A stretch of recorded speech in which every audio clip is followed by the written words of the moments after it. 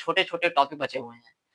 एक आपका बचा हुआ है एजियोट्रॉपिक मिक्सचर, जिसे कहा जाता है सेम बॉइलिंग पॉइंट मिक्सचर। एक आपका बचा हुआ है प्यारे बच्चों एजियो एजियोट्रॉपिक मिक्सचर, जिसे कहा जाता है सेम बॉइलिंग पॉइंट मिक्सचर। अब एजियोट्रॉपिक मिक्सचर क्या होते हैं अभी बताया जाएगा।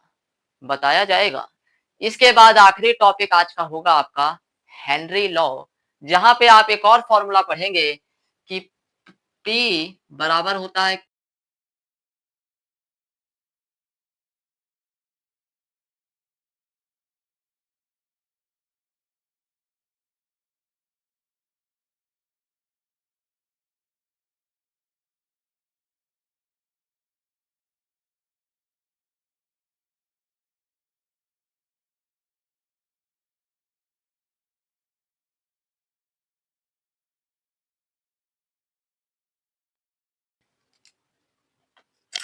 हेलो। तो बच्चों दूसरा जो हम टॉपिक पढ़ेंगे वो टॉपिक होगा आपका हेनरी लॉ। हेनरी लॉ में एक फॉर्मूला आएगा पी बराबर के एच पी बराबर के एच इंटू एक्स। ये होता है हेनरी लॉ। ठीक है, हेनरी चाचा आए और उन्होंने एक सिंपल सा ये फॉर्मूला दिया। इस फॉर्मूले के ऊपर जो है हम बातचीत करेंगे, लेकिन उससे पहले इन सबसे पहले क्यों ना पिछली क्लास में हमने जो पढ़ा था उसको रिवाइज कर लिया जाए। आगे की जो बातें हैं वो तो होती ही रहेंगी प्यारे बच्चों, लेकिन पिछली क्लास में हमने जो पढ़ा था क्यों ना उसको एक बार रिवाइज कर लिया जाए। कौन बताएगा कि पिछली क्लास में हमने क्या पढ़ा था? सर पिछली क्लास में हमने पढ़ा था ideal and non ideal solution के बारे में।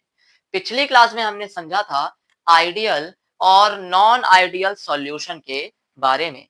अब आइडियल और नॉन आइडियल सॉल्यूशन क्या होते हैं? तो मैंने आपको बताया था कि on the basis of Raoult's law, Raoult's चाचा ने जो नियम दिए, on the basis of Raoult's law liquid solution can be classified as ideal, non ideal solution। Raoult's चाचा ने जो नियम दिए उन नियमों के आधार पे लिक्विड सॉल्यूशन को दो कैटेगरी में बांटा जा सकता है। एक होता है आपका आइडियल सॉल्यूशन और दूसरा होता है नॉन आइडियल सॉल्यूशन। अब आइडियल जैसा रियल में कुछ एग्जिस्ट नहीं करता है। आइडियल एक इमेजिनरी कॉन्सेप्ट होता है बच्चों। प्रैक्टिकल लाइफ में, रियल लाइफ में जो चीजें एग्जिस्ट करती हैं उन्हें कहा वो होती हैं आपकी नॉन आइडियल।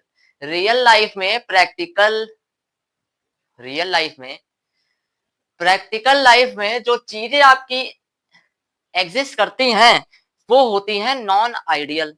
अब इसके बाद आपको एक एक करके आइडियल सॉल्यूशन के बारे में बताया गया, फिर नॉन आइडियल सॉल्यूशन के बारे में बताया गया। आइडियल सॉल्यूशन क्या होता है मेरे प्यारे बच्चों?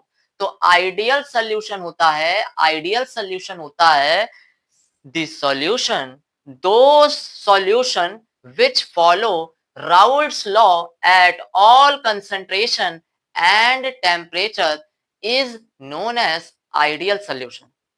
यानी वो सारे ही सॉल्यूशन जो राउल्ट्स लॉ को फॉलो करते हैं, वो सारे ही सॉल्यूशन जो राउल्ट्स चाचा के लॉ को फॉलो करते हैं, सारे ही कंसंट्रेशन पर, सारे ही टेम्परेचर पर उन्हें कहा जाता है आइडियल सॉल्यूशन।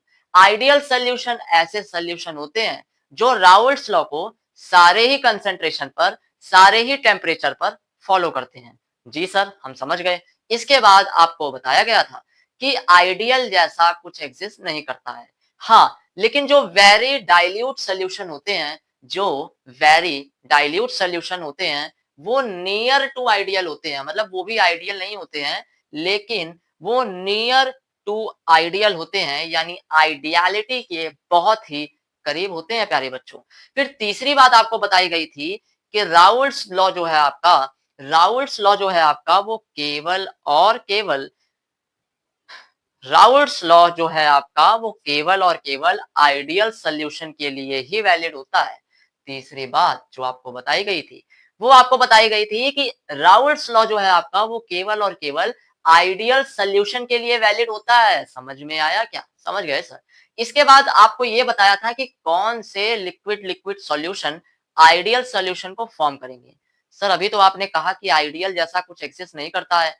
बच्चों नियर टू आइडियल की बात यहाँ मैं कर रहा हूँ। यहाँ पे मैं आइडियल चीज की बात नहीं कर रहा हूँ, मतलब एग्जैक्टली आइडियल तो कुछ होता ही नहीं है, बट नियर टू आइडियल की बात यहाँ पे हो रही है। तो कौन से लिक्विड लिक्विड सॉल्यूशन आइडियल होते हैं? तो कहते हैं कि भाई जिनका मॉलिक्यूलर स्ट्रक्चर बराबर हो और जिनकी पोलैरिटी बराबर हो, वो लिक्विड लिक्विड लिक्विड सॉल्यूशन कहीं ना कहीं वो लिक्विड लिक्विड सॉल्यूशन कहीं ना कहीं आइडियल सॉल्यूशन को फॉर्म करते हैं। तो कौन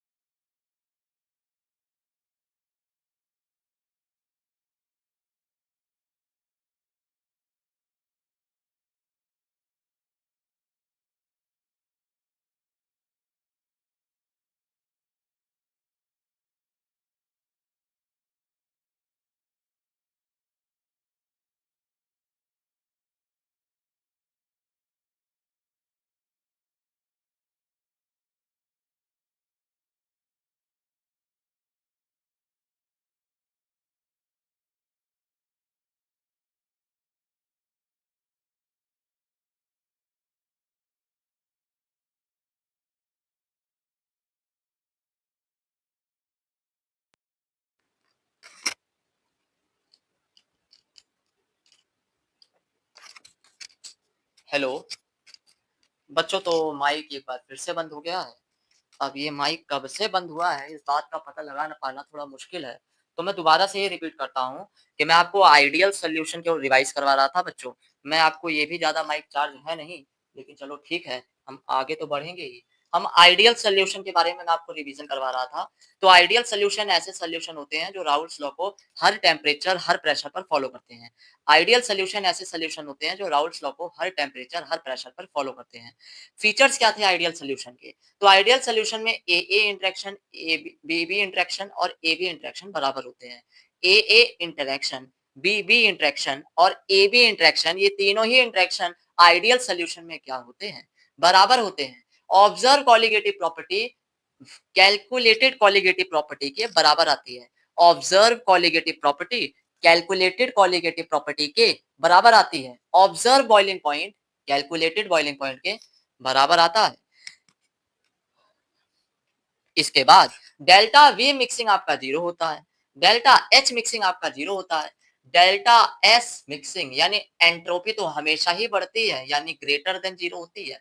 और डेल्टा जी मिक्सिंग बताया था ना कि दो चीजें तो तुम याद कर ही लो कि डेल्टा एस मिक्सिंग जो होता है आपका वो हमेशा ग्रेटर देन 0 होता है और डेल्टा जी मिक्सिंग जो होता है आपका वो हमेशा लेस देन 0 होता है। वो हमेशा प्यारे बच्चों लेस देन 0 होता है। वो हमेशा आपका लेस देन 0 होता है। ठीक है, आइडियल सॉल्यूशन यहाँ पे हमने खत्म किया। इस पॉइंट पे आकर इस पॉइंट पे आकर हमने आइडियल सॉल्यूशन को समाप्त किया। अब इसके बाद हमने बात करी थी नॉन आइडियल सॉल्यूशन की। क्या आपको याद है? Those solution which does not follow Raoult's law at all temperature and pressure are known as non-ideal solution।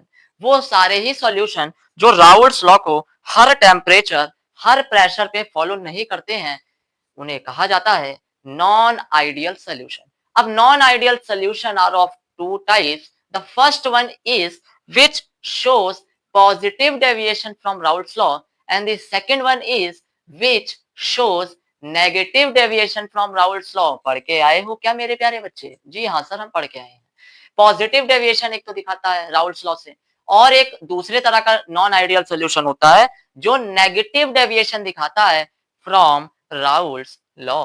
जो नेगेटिव डेविएशन दिखाता है मेरे प्यारे बच्चों फ्रॉम राउल्ट्स लॉ। अब जो पॉजिटिव डेविएशन दिखाता है, तो आपको बताया था कि भाई पॉजिटिव का मतलब है वो अपने पुराने संबंधों को लेकर पॉजिटिव है, यानी ए ए इंटरेक्शन बी बी इंटरेक्शन मजबूत होता है ए बी इंटरेक्शन की तुलना में।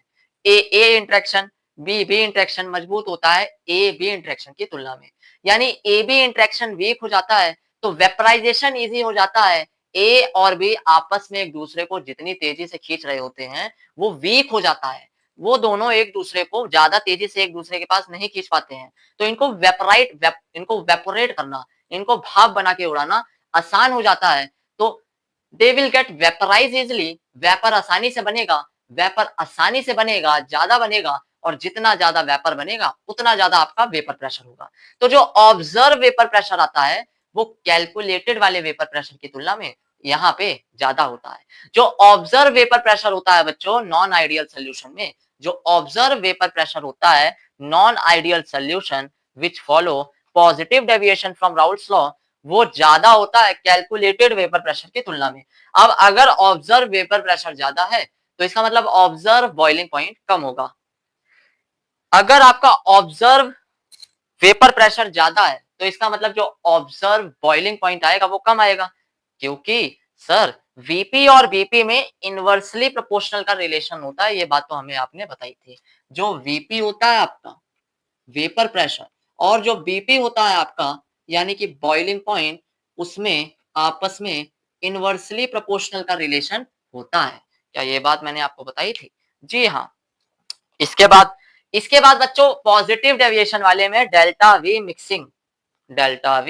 मिक्सिंग ग्रेटर देन जीरो होता है, delta H mixing greater than zero होता है, delta S a change in entropy after the mixing that will be greater than zero always। ये बात आप सभी जानते ही हैं कि एंट्रोपी में जो चेंज होता है वो हमेशा ही ग्रेटर देन जीरो होता है। इसके बाद जो डेल्टा जी होता है the change in Gibbs free energy for a spontaneous reaction, change in Gibbs free energy for a spontaneous natural reaction will always be less than zero। तो दो factor तो हमेशा कांस्टेंट ही रहते हैं कि डेल्टा एस हमेशा ग्रेटर देन जीरो होता है, यानी एंट्रोपी हमेशा बढ़ती है। स्पॉन्टेनियस रिएक्शन की यहाँ पे बात हो रही है। यहाँ जो भी रिएक्शन आपको बताई जा रही है वो सब स्पॉन्टेनियस केमिकल रिएक्शन है। तो स्पॉन्टेनियस केमिकल रिएक्शन के अंदर डेल्टा एस हमेशा बढ़ता है और डेल्टा जी हमेशा नेगेटिव। डेल्टा जी हमेशा क्या होता है बताओ? नेगेटिव होता है सर। ठीक है।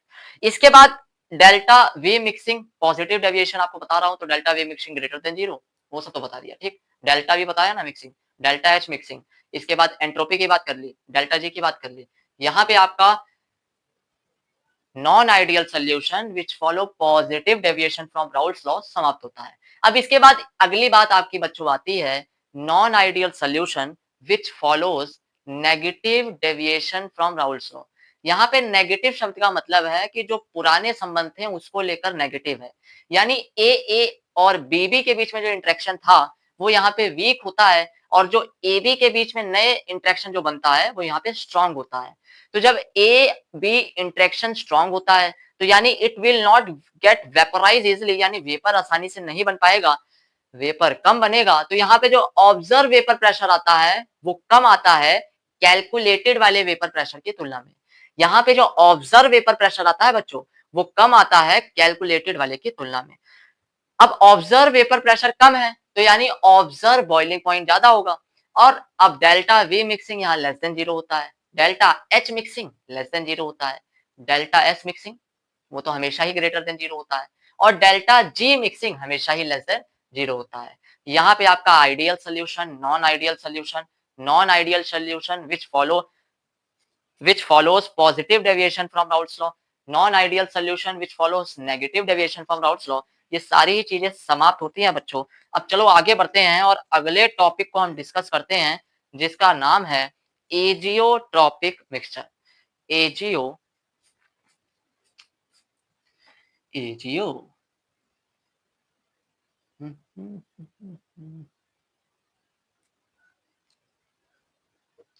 Azeotropic mixture.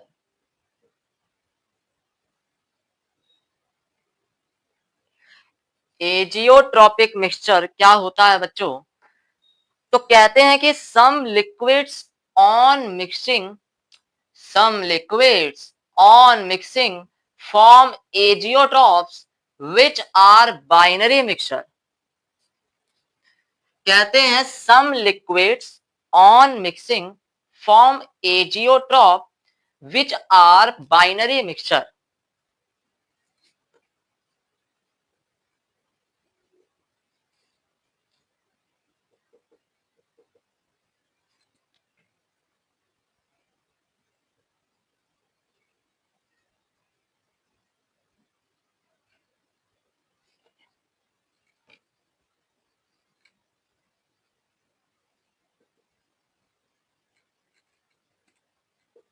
जब कुछ जब कुन जब कुछ लिक्विड्स को मिलाया जाता है, जब कुछ लिक्विड्स को मिक्स किया जाता है, तो वो लिक्विड्स मिक्सिंग करने पर एजियोट्रॉप को फॉर्म करते हैं।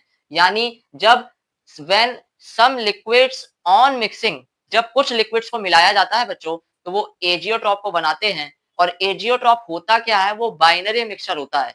यानी जनरली दो ही तरह के लिक्विड लिए जाएंगे और उन दो तरह के लिक्विड को मिलाया जाएगा। दो तरह के लिक्विड लिए जाएंगे और उन दो तरह के लिक्विड को मिलाया जाएगा। तो जब दो दो कंपोनेंट होते हैं किसी भी सॉल्यूशन के, तो उसको बाइनरी सॉल्यूशन कहा जाता है। अब which are binary solution having same composition in liquid and vapour phase, having same composition. तो which are binary solution having, sir थोड़ा समझ नहीं आ रहा है, आप हिंदी में बताओ बच्चों। एक बार डेफिनेशन लिख लेने तो सुंदर सी, इसके बाद हिंदी में इसका मतलब क्या होता है समझाता हूँ। Having same composition in liquid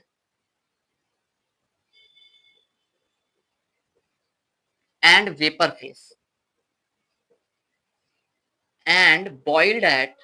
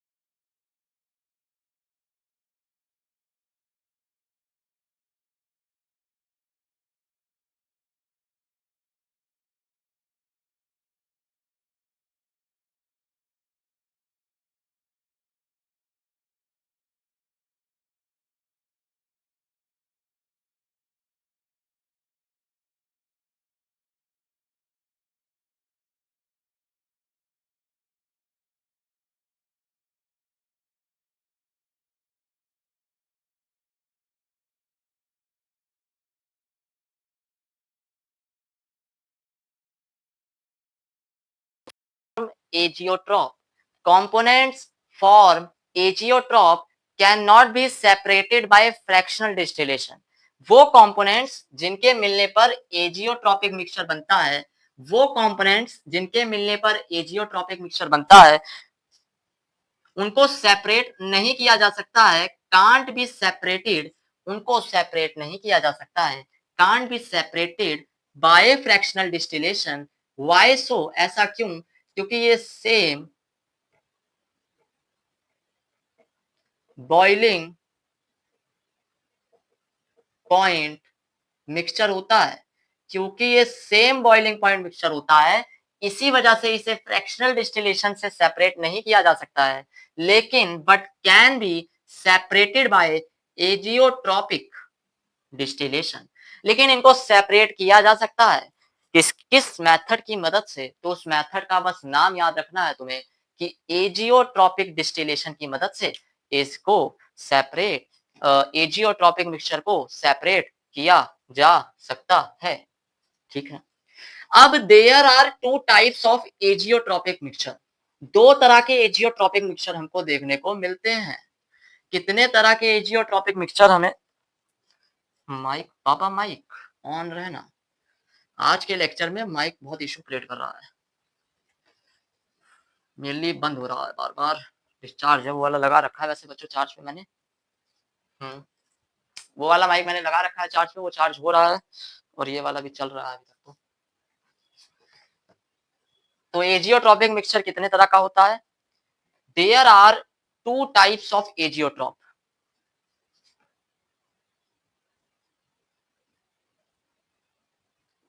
there are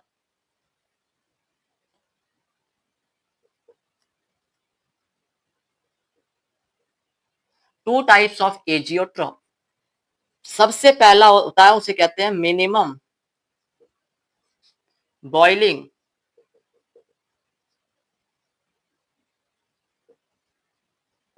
azeotrope. सबसे पहले तरह का जो एजियोट्रॉपिक मिक्सचर आपका होता है उसको कहा जाता है मिनिमम बॉइलिंग एजियोट्रॉप. अब क्या होता है, बस इसमें एक ही लाइन आपको याद रखनी है, विच शोज, ये वो एजियोट्रॉप होते हैं which shows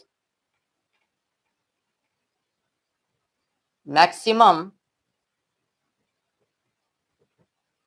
positive deviation from Raoult's law. Minimum boiling, maximum positive deviation, बस ये बात याद रखना कि मिनिमम बॉइलिंग एजियोट्रॉप वो एजियोट्रॉप होते हैं which shows maximum positive deviation from Raoult's law. ठीक है. तो those azeotrope which shows maximum positive deviation from Raoult's law, वो आपका बनाते हैं क्या? Minimum boiling azeotrope. ठीक है. तो ये वाली बात बस यहाँ याद रखनी है. यहाँ पे यही पूछता है कि बताओ मिनिमम बॉइलिंग एजियोट्रॉप कौन? तो कहना जो मैक्सिमम पॉजिटिव डेविएशन शो करे, मैक्सिमम पॉजिटिव डेविएशन दिखाए. अब कई किताबों में यहाँ मैक्सिमम की जगह लार्ज लिखा होता है, तो बच्चों लार्ज लिखो या मैक्सिमम लिखो एक ही बात है. मेनली ये बात है कि भाई बड़ा पॉजिटिव डेविएशन शो करे, बड़ा. मिनिमम बॉइलिंग एजियोट्रॉप ऐसे सॉल्यूशन होते हैं जो बहुत बड़ा पॉजिटिव डेविएशन शो करते हैं फ्रॉम राउल्स लॉ से. ठीक. अब दूसरा होता है तुम्हारा मैक्सिमम बॉइलिंग एजियोट्रॉप.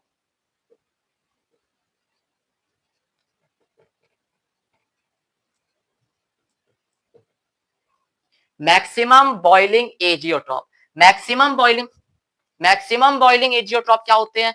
तो बच्चों मैक्सिमम बॉइलिंग एजियोट्रॉप आपके होते हैं which shows least negative, maximum boiling azeotrope आपका होता है. देखो मिनिमम क्या था?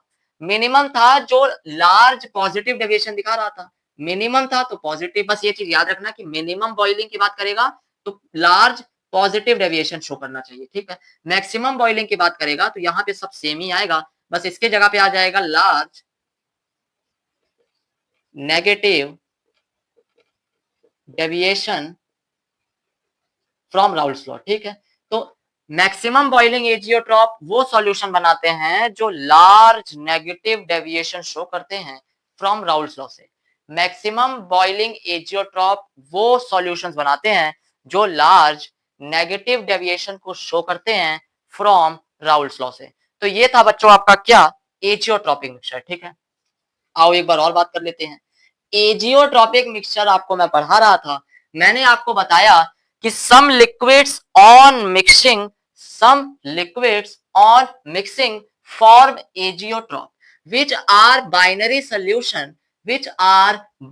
solution जो कि बाइनरी सोल्यूशन होते हैं having same composition in liquid and vapour phase. यानी तुम लिक्विड फेज में देखो या वेपर फेज में देखो, तुम्हें एक जैसा ही कॉम्पोजिशन उसके कंपोनेंट्स का देखने को मिलेगा। And boiled at constant temperature. अब कांस्टेंट टेम्परेचर पे बॉइल्ड होने का ये मतलब है कि ये सेम बॉइलिंग पॉइंट मिक्सचर होते हैं, इनके अंदर जो कंपोनेंट्स होते हैं उनका बॉइलिंग पॉइंट सेम होता है। अब क्योंकि इनके कंपोनेंट्स का बॉइलिंग पॉइंट सेम होता है तो फिर कहा जाता है कि कंपोनेंट्स फॉर्म एजियोट्रॉप, यानी वो कंपोनेंट जो एजियोट्रॉप को बनाते हैं कांट बी सेपरेटेड, उन्हें सेपरेट नहीं किया जा सकता है बाय फ्रैक्शनल डिस्टिलेशन। क्योंकि फ्रैक्शनल डिस्टिलेशन की मदद से अगर तुम्हें लिक्विड्स को सेपरेट करना है तो बॉइलिंग पॉइंट अलग अलग होना ही चाहिए। अलग अलग बॉइलिंग पॉइंट पे हम एक सूटेबल टेम्परेचर देंगे तो सूटेबल बॉइलिंग पॉइंट अचीव होगा, तो जिस बॉइलिंग पॉइंट का लिक्विड पहले आएगा वो वेपोरेट होके अलग हो जाएगा। तो क्योंकि एजियोट्रॉपिक मिक्सचर में बॉइलिंग पॉइंट सेम होता है तो फिर आप अलग अलग है ही नहीं, तो यहाँ पे एक ही टेम्परेचर पे सारे ही लिक्विड बॉइल होके वेपोरेट होने लगेंगे, तो सेपरेट उन्हें कहां से कर पाओगे प्यारे बच्चों।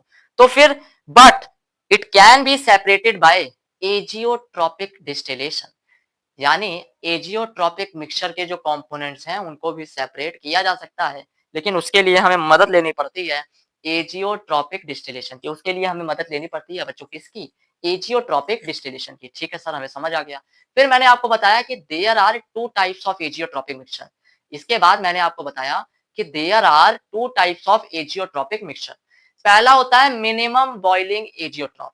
मिनिमम बॉइलिंग एजियोट्रॉप वो सॉल्यूशंस बनाते हैं जो लार्ज पॉजिटिव डेविएशन शो करते हैं फ्रॉम राउल्स लॉ से। मिनिमम बॉइलिंग एजियोट्रॉप वो सॉल्यूशंस बनाते हैं जो लार्ज पॉजिटिव डेविएशन शो करते हैं राउल्स लॉ से। इसके बाद दूसरे तरह का जो एजियोट्रॉप था वो था आपका क्या, वो था आपका मैक्सिमम बॉइलिंग एजियोट्रॉप। दूसरे तरह का जो आपका एजियोट्रॉप था बच्चों वो था आपका maximum boiling azeotrope. Maximum boiling azeotrope. अब ये मैक्सिमम बॉइलिंग एजियोट्रॉप जो होता है ये कौन से सॉल्यूशन बनाते हैं, तो कौन से सॉल्यूशन बनाते हैं, ऐसे सॉल्यूशन सर जो लार्ज नेगेटिव डेविएशन शो करते हैं फ्रॉम राउल्स लॉ, जो लार्ज नेगेटिव डेविएशन शो करते हैं फ्रॉम राउल्स लॉ, वो बनाते हैं आपका मैक्सिमम बॉइलिंग एजियोट्रॉप प्यारे बच्चों। ठीक है, जो लार्ज नेगेटिव डेविएशन शो करते हैं फ्रॉम राउल्स लॉ, जो लार्ज नेगेटिव डेविएशन शो करते हैं फ्रॉम राउल्स लॉ, वो आपका बनाते हैं maximum boiling azeotrope.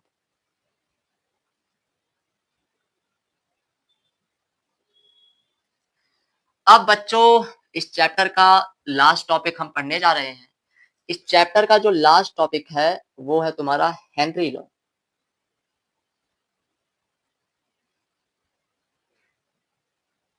Henry law, Henry law क्या है, आओ इसको समझा जाए।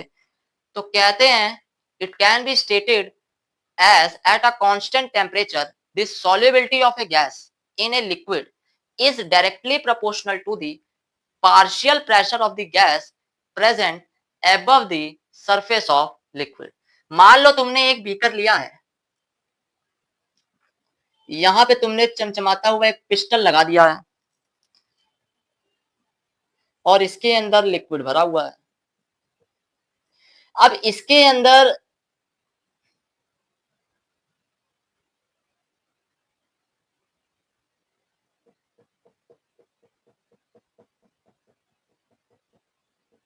ये जो सेटअप बनाया गया है बच्चों आओ इसको समझा जाए।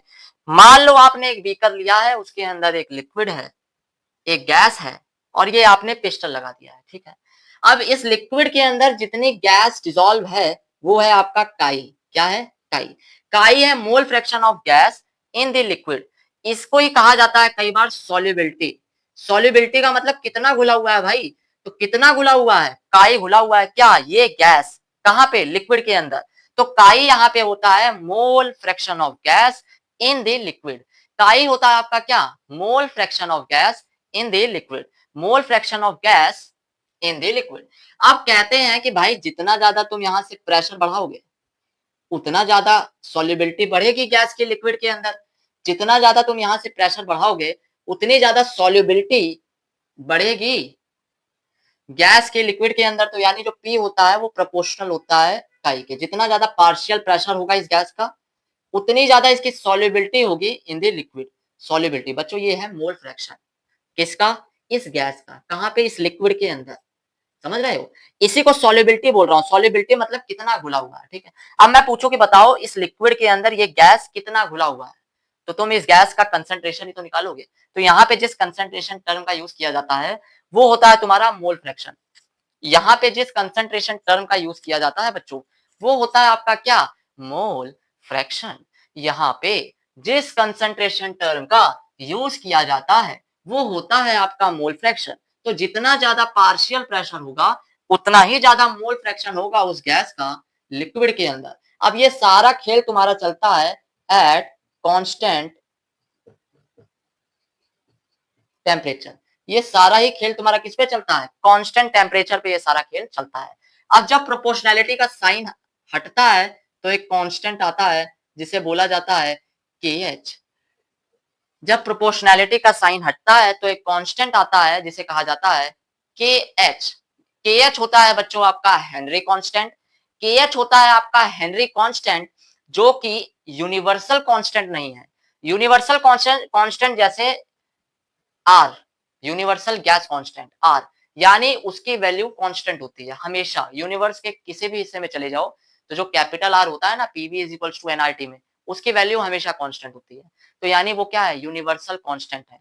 इसी तरह से ग्रेविटेशन में हमें कैपिटल जी पढ़ते हैं, यूनिवर्सल कैपिटल जी पढ़ते हैं ना, ग्रेविटेशनल कांस्टेंट जिसकी वैल्यू होती है आई थिंक 6.673 10 की पावर -11 न्यूटन मीटर स्क्वायर पर किलोग्राम स्क्वायर। वो भी तुम्हारा एक यूनिवर्सल कांस्टेंट होता है। यानी यूनिवर्स में तुम कहीं भी चले जाओ उस कैपिटल जी की जो वैल्यू होती है वो आपकी सेम ही होती है। लेकिन यहाँ पे जो ये के एच होता है ना, ये के H is not a universal constant. के एच एक यूनिवर्सल कांस्टेंट नहीं होता है। ये डिपेंड करता है नेचर ऑफ गैस के ऊपर और टेम्परेचर के ऊपर।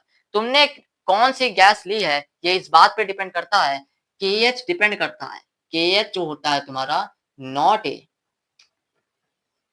Universal constant.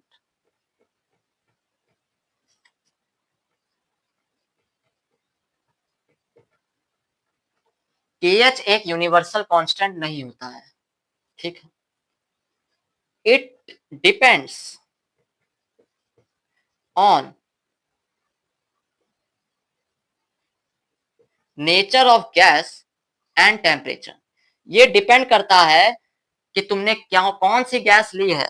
गैस बदलोगे तो के एच की वैल्यू बदल जाएगी, टेम्परेचर बदलोगे तो के एच की वैल्यू बदल जाएगी। अब याद रखना कि जब आप टेम्परेचर बढ़ाते हो तो के एच की वैल्यू बढ़ती है, ठीक है। जब टेम्परेचर को तुम बढ़ाते हो मेरे प्यारे बच्चों, जब टेम्परेचर को तुम बढ़ाते हो तो के एच की वैल्यू बढ़ती है। K H increase with increase in temperature. K H increase with increase in temperature. यानी जब टेम्परेचर को बढ़ाते हैं तो के एच आपका क्या होता है, बढ़ता है, ठीक है। तो बच्चों यही होता है हेनरी लॉ। हेनरी चाचा आए और इन्होंने एक प्यारा सा सेटअप बनाया। ये एक बीकर लिया, उसमें एक लिक्विड भरा और एक गैस भरी, पिस्टल लगा दिया। फिर इन्होंने बताया कि लिक्विड के अंदर उतनी गैस घुली होगी जितना ज्यादा पार्शियल प्रेशर होगा उस गैस का। यानी जितना ज्यादा इस गैस का पार्शियल प्रेशर, यानी जितने प्रेशर से ये गैस लिक्विड को दबा रहा होगा उतना ही ज्यादा ये गैस लिक्विड के अंदर घुला हुआ होगा। ये बात तो समझ पा रहे होगे, ये बात आप फील भी कर पा रहे होगे कि जितना ज्यादा पार्शियल प्रेशर होगा उतना ही ज्यादा मोल फ्रैक्शन होगा इस गैस का लिक्विड के अंदर। तो यानी कि जो पार्शियल प्रेशर होता है गैस का on the surface of liquid, partial pressure जो होता है गैस का on the surface of liquid वो डायरेक्टली प्रोपोर्शनल होता है, वो डायरेक्टली प्रोपोर्शनल होता है mole fraction of that gas in the liquid. अब ये जो मोल फ्रैक्शन है इसी को सॉल्युबिलिटी भी कह देते हैं। सॉल्युबिलिटी का मतलब होता है कि कितना घुला हुआ है। सॉल्युबिलिटी का मतलब होता है बच्चों कितना घुला हुआ है ये गैस इस लिक्विड के अंदर कितनी घुली हुई है। तो तुम कैसे बताओगे? कंसंट्रेशन टर्म्स का इस्तेमाल करोगे।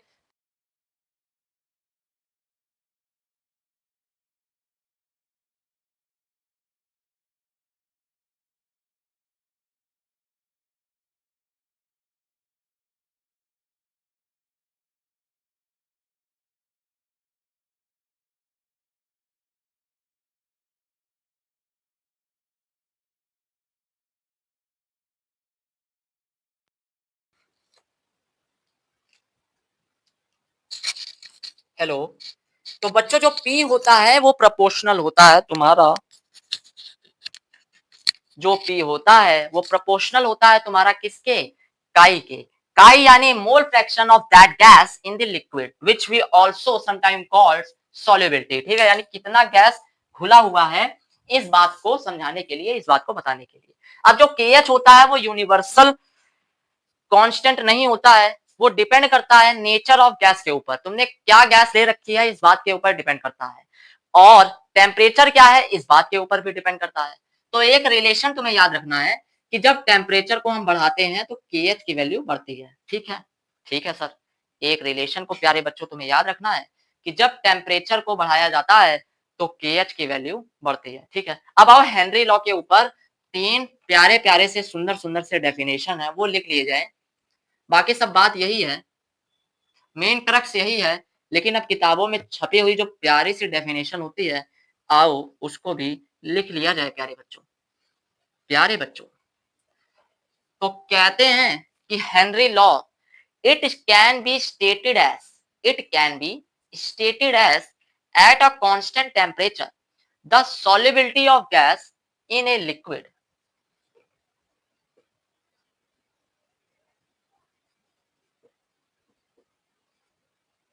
it can be stated as at a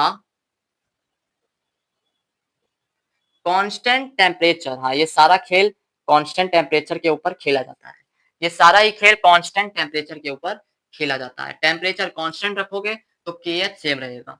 it can be stated as at a constant temperature the solubility of gas,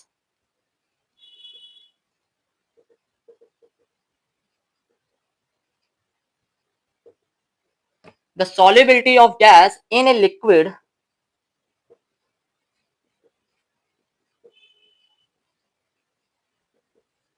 is directly proportional to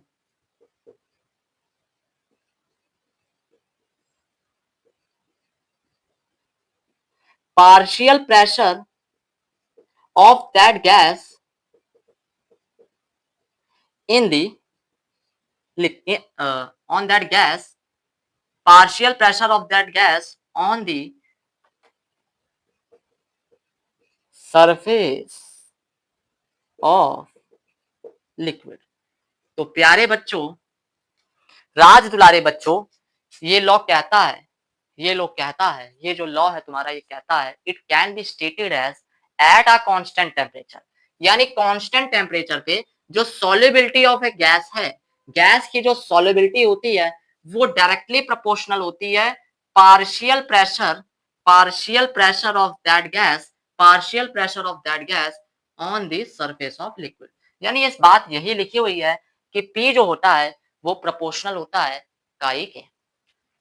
it can be stated as at a constant temperature. प्यारे बच्चों, समझ में आया क्या? It can be stated as at a constant temperature the solubility of a gas in a liquid is directly proportional to partial pressure of that gas, partial pressure of that gas on the surface of liquid। ये हो गई तुम्हारी पहली definition. आओ दूसरी definition की बात करें प्यारे बच्चों।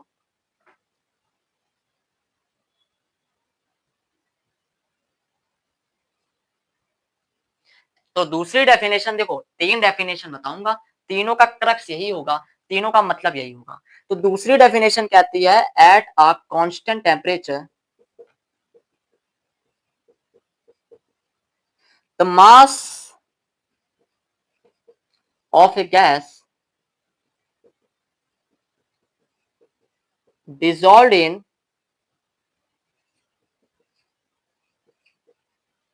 given volume of liquid is directly proportional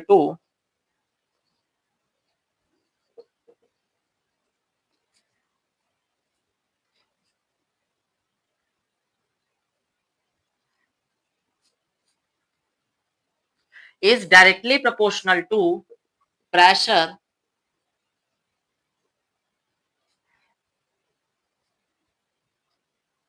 तो ये भी वही बात कह रहा है कि एट अ कांस्टेंट टेम्परेचर पे mass of a gas dissolve in given volume of liquid, यानी जितनी गैस लिक्विड के अंदर घुली हुई होगी वो डायरेक्टली प्रोपोर्शनल होता है प्रेशर के, जो पार्शियल प्रेशर होता है, जो पार्शियल प्रेशर होता है गैस का, उसके eight which it is in equilibrium with solution, eight विच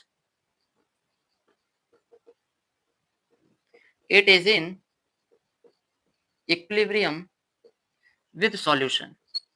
प्यारे बच्चों, जो नीट वाले हैं उनके लिए तो बस यही है, जो बोर्ड वाले हैं जिनको थ्योरेटिकल लिखना है तो उन्हें ये रटना है, क्रक्स यही है कि मोल fraction of a gas dissolve in a liquid. याद रखना ये गैस का जो मोल फ्रैक्शन है वो लिक्विड के अंदर है, ये है mole fraction of a gas dissolve in a liquid is directly proportional to partial pressure of that gas on the surface of liquid.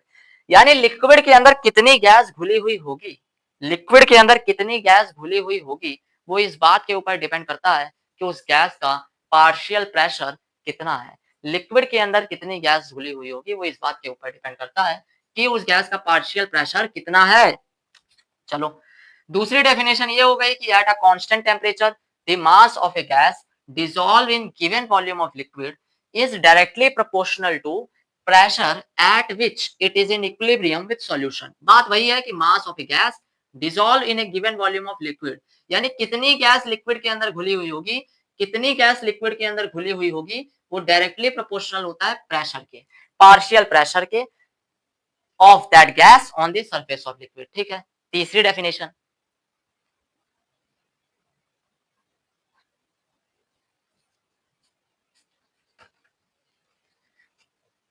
ये तीन अलग अलग सुंदर सुंदर सी डेफिनेशन है, हेनरी लॉ को डिफाइन किया गया है, तीनों का ही मतलब एक ही है मेरे प्यारे बच्चों, जो यहाँ पे समझाया गया है इसको ही समझना है। याद रखना है कि के एच जो होता है वो यूनिवर्सल कांस्टेंट नहीं होता है, के एच डिपेंड करता है नेचर ऑफ गैस के ऊपर, और के एच आपका डिपेंड करता है टेम्परेचर के ऊपर। के एच डिपेंड करता है नेचर ऑफ गैस के ऊपर, और के एच आपका डिपेंड करता है टेम्परेचर के ऊपर। के एच आपका डिपेंड करता है मेरे प्यारे बच्चों, मैंने तुम्हें कहा था कि के एच डिपेंड करता है नेचर ऑफ गैस के ऊपर और टेम्परेचर के ऊपर। थोड़ा सा जो है इंक पिला दिया जाए मार्कर को, तो मार्कर कहे कि अरे सर इंक रिफिल किए तो पूरा ही कर दिए।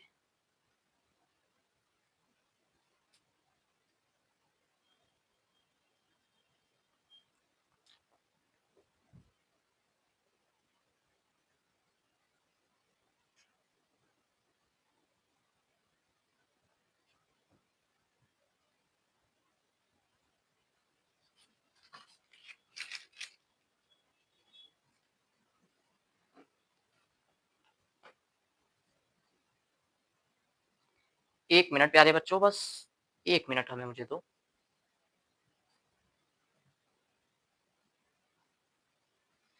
तो हेनरी लॉ में जो तीसरी डेफिनेशन होती है वो होती है partial pressure of a gas above the liquid surface, partial pressure of a gas above the liquid surface is directly proportional to the mole fraction of that gas in the solution। यही बात देखो दोबारा लिखने जा रहा हूं, तीसरी जो डेफिनेशन होती है वो ये होती है कि partial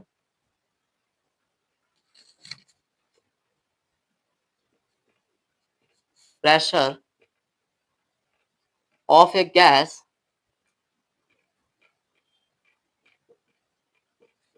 above the liquid surface is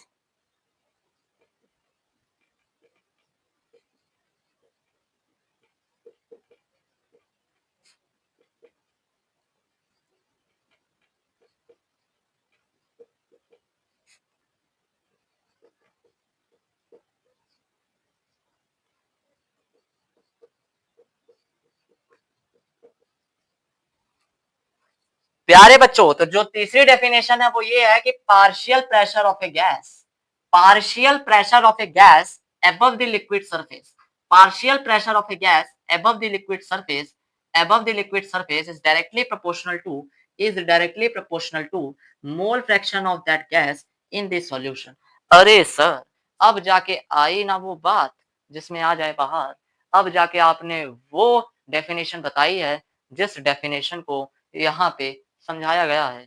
हाँ बच्चों, ये तीनों ही डेफिनेशन अपने अपने स्तर पे एक ही बात समझाती हैं कि partial pressure of a gas above the liquid surface is directly proportional to mole fraction of that gas in the liquid, mole fraction of that gas in the liquid।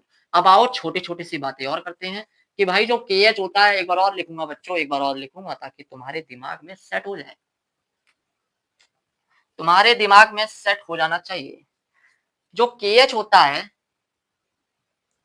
पहली बात याद रखना कि not a universal constant, KH जो होता है वो एक यूनिवर्सल कांस्टेंट नहीं होता है, ठीक है। दूसरी बात याद रखना कि KH डिपेंड करता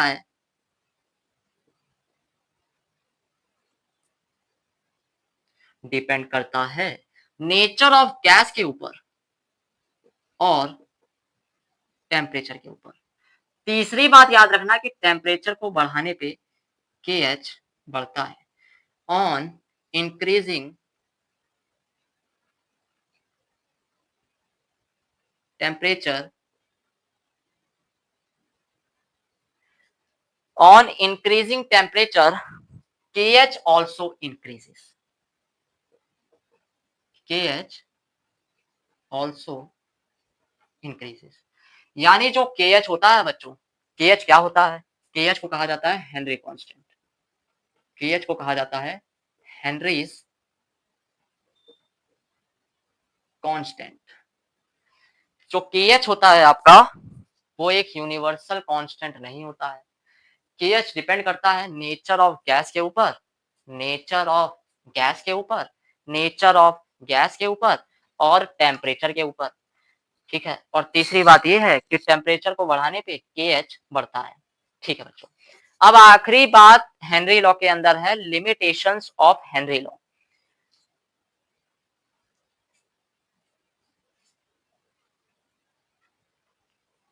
आज ये चैप्टर भी आपका जो है समाप्त हो जाएगा। इसके बाद अगला जो चैप्टर हम चालू करेंगे, इसके बाद अगला जो चैप्टर हम चालू करेंगे मेरे प्यारे बच्चों, वो होगा केमिकल इक्विलिब्रियम। जी हाँ, इसके बाद अगला जो चैप्टर हम पढ़ेंगे वो होगा आपका और मेरा केमिकल इक्विलिब्रियम।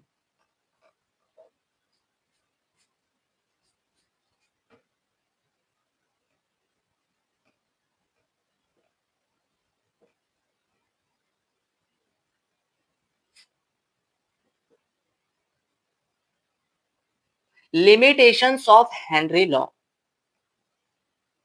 यानी वो कौन सी बातें हैं जिसके बाद हेनरी लॉ एप्लीकेबल नहीं होता है, वो कौन सी बातें हैं जिसको मानना ही पड़ेगा तभी आप हेनरी लॉ को अप्लाई कर पाएंगे। वो कौन सी बातें हैं, वो कौन सी मर्यादाएं हैं, वो कौन सी लक्ष्मण रेखा है जिसको पार कर जाने के बाद हेनरी लॉ विफल हो जाता है, हेनरी लॉ एप्लीकेबल नहीं होता है। पहली बात तो ये याद रखनी होती है कि temperature of gas is not too high, too high, यानी जो गैस आपने ली है उस गैस का जो टेम्परेचर है वो बहुत ज्यादा नहीं होना चाहिए।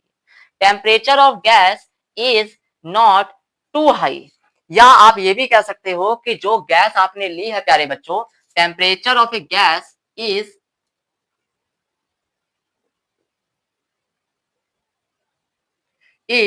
टू लो, इज टू लो।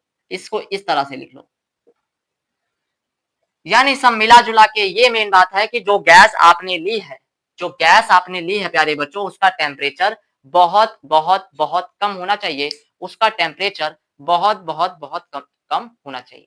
दूसरी बात है कि pressure of that gas is not too high. जो प्रेशर होता है, ये जो प्रेशर है, ये बहुत ज्यादा नहीं होना चाहिए।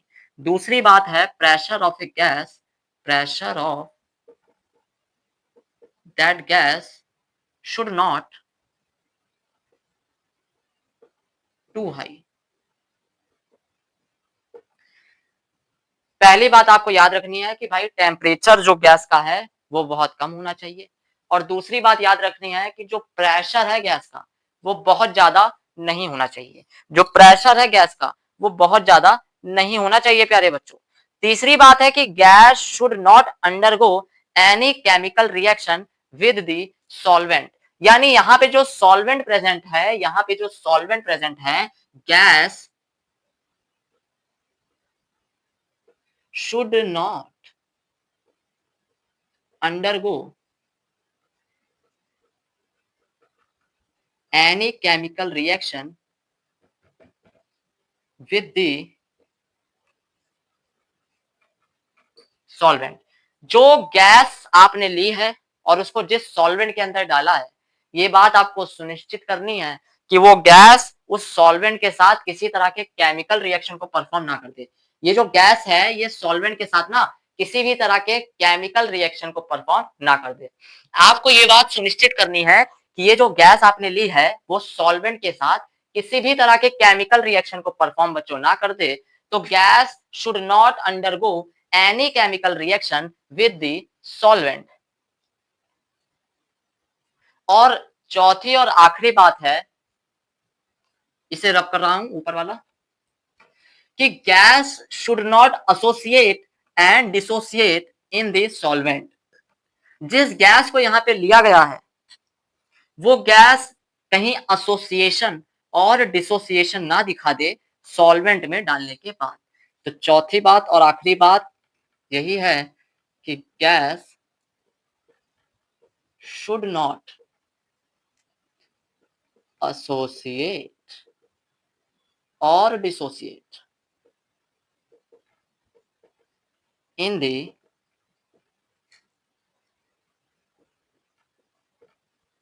solvent।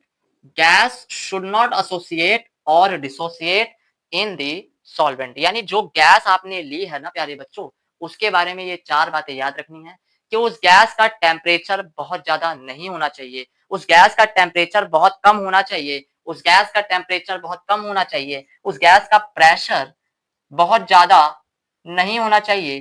गैस किसी भी तरह के केमिकल रिएक्शन को ना परफॉर्म कर जाए सॉल्वेंट के साथ, सॉल्वेंट के साथ वो गैस किसी तरह का केमिकल रिएक्शन परफॉर्म नहीं करनी चाहिए। और चौथी बात और आखिरी बात यही है कि gas should not associate, gas जो ये गैस है ऐसा ना हो, देखो एसोसिएशन और डिसोसिएशन तो पढ़ के आ ही रहे हैं ना, तो वो गैस किसी भी तरह के एसोसिएशन और डिसोसिएशन को शो नहीं करनी चाहिए सॉल्वेंट के अंदर डालने के बाद। ये चार बातें यहाँ पे लिमिटेशंस में खत्म होती है।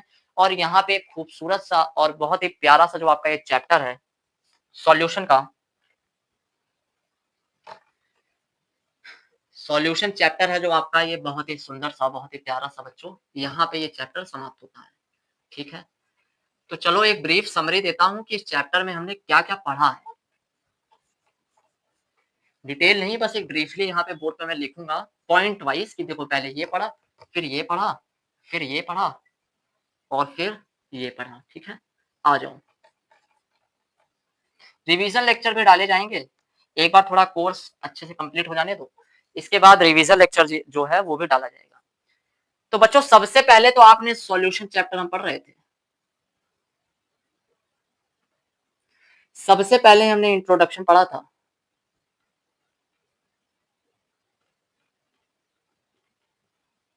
जहां पे मैंने आपको बताया था कि सॉल्यूशन होता क्या है, होमोजीनियस मिक्सचर सॉल्यूट, सॉल्वेंट, ये सारी बातें इसके अंदर करी थी। इसके बाद बताया था कंसंट्रेशन ऑफ सॉल्यूशन, जिसके अंदर मोलारिटी, मोलालिटी, नॉर्मेलिटी और मोल फ्रैक्शन हमने पढ़ा था, याद है? और भी बहुत सारी चीजें पढ़ी थी, मैं एक संक्षिप्त रिव्यू दे रहा हूँ। तीसरी बात हमने पढ़ा था वेपर प्रेशर क्या होता है, वीपी। फिर हमने स्टार्ट करी थी कॉलिगेटिव प्रॉपर्टी। कॉलिगेटिव प्रॉपर्टी को समझने के बाद इसी में एक सब टॉपिक आ गया था एबनॉर्मल कॉलिगेटिव प्रॉपर्टी। इसी में एक सब टॉपिक आ गया था बच्चों एबनॉर्मल कॉलिगेटिव प्रॉपर्टी, जिसमें हमने वेंट हॉफ फैक्टर के बारे में पढ़ा था। इसके बाद आया था आपका ideal and non ideal solution. आया था कि नहीं आया था? आया था सर। कहाँ आया था? इसके बाद आया था। क्या आया था? Ideal and non ideal solution आया था। इसके बाद टॉपिक आया था आज जो हमने पढ़ा है एजियोट्रॉपिक मिक्सचर। एजियोट्रॉपिक मिक्सचर, सातवां टॉपिक जो था आपका था एजियोट्रॉपिक मिक्सचर। और फिर आखिरी टॉपिक जो हमने पढ़ा आज वो है आपका हेनरी लॉ। तो ये था बच्चों तुम्हारा ब्यूटीफुल सा चैप्टर। सॉल्यूशन का 8 पॉइंट थे इसमें मेनली, ठीक है? ऐसे रिवाइज किया जाता है।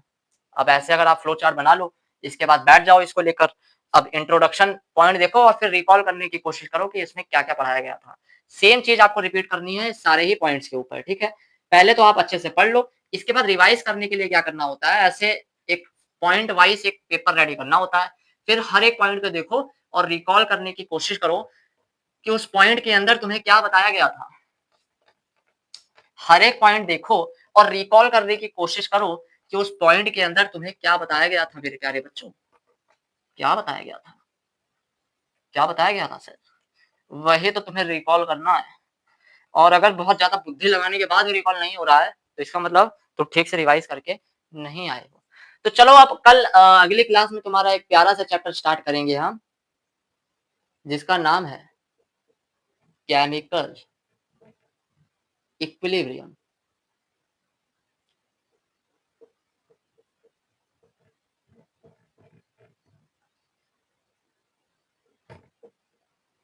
जिसका नाम है केमिकल इक्विलिब्रियम। ये आपका अगली क्लास में चालू होगा बच्चों। तब तक के लिए मेरे प्यारे झुंझुनों और मेरी प्यारी झुंझुनियों, thank you, tata, bye bye, see you all soon. और I am with you all. मेहनत करो, मेहनत करो, मेहनत करो। जितनी मेहनत कर सकते हो उतनी मेहनत करो। कोशिश करो, गिरो, गिरना गलत नहीं है, गिर के खड़े होना ये जरूरी है। खड़े हो, कहते हैं ना कि अगर दौड़ पाओ तो दौड़ो, चल पाओ तो चलो, रेंग पाओ तो रेंगो, और गुलाटी मार पाओ तो गुलाटी मारो। मतलब मेन ये नहीं है कि स्पीड क्या है, किस तेजी से तुम आगे बढ़ रहे हो। मेन ये है कि कंसिस्टेंसी है कि नहीं, लगातार उस काम को कर रहे हो कि नहीं। मेन है लगातार आगे बढ़ते रहना। कितनी तेजी से आगे बढ़ रहे हो ये मैटर नहीं करता है, ठीक है?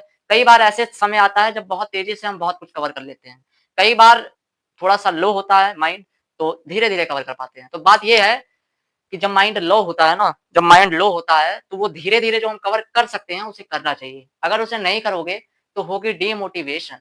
इसके बाद फिर ये छोटा सा फेज है, इसमें तुमने वो जो थोड़ा सा रेंग रेंग के आगे बढ़ना था तुम बढ़े नहीं, तो जब आगे का जो लंबा फेज था जिसमें तुम दौड़ने वाले थे, तुम्हारा वो दौड़ने का भी मन नहीं करेगा बच्चों, तो आगे वो चीजें फिर साइकिल बन जाती है और वो चीजें जो है साइकिलिक फॉर्म में आगे बढ़ती हैं। वो एक साइकिल बन जाता है और उसी साइकिल में तुम फंस जाते हो। फिर तुम्हें गिल्ट फील होता है कि यार एक दिन मेरा बर्बाद हो गया, अगर कल मैं थोड़ा सा भी पढ़ा होता तो चलो थोड़ा तो पढ़ लिया होता। अब ये जो गिल्ट की फीलिंग है इससे बाहर निकलो। थैंक यू, बाय बाय, मिलेंगे ठीक है अगली क्लास में। पढ़ो और मेहनत करो।